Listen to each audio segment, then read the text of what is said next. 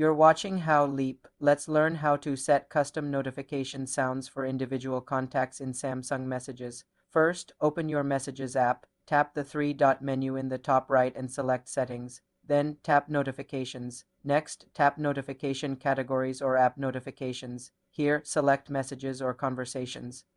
Now tap on New Messages. Look for the option that says Sound or Notification Sound and tap it. You will see a list of default sounds. To set a custom sound for a specific contact, you need to go back. Instead, from the main Messages screen, find the conversation with the contact you want to customize. Long press on that conversation.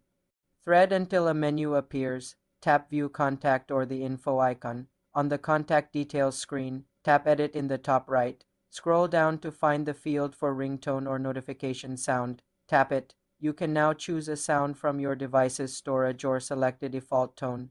Tap Save to confirm. Now, whenever that's specific, Contact sends you a text message. Your chosen custom sound will play. This helps you identify important messages without looking at your phone. For more simple Samsung tutorials, subscribe to the channel.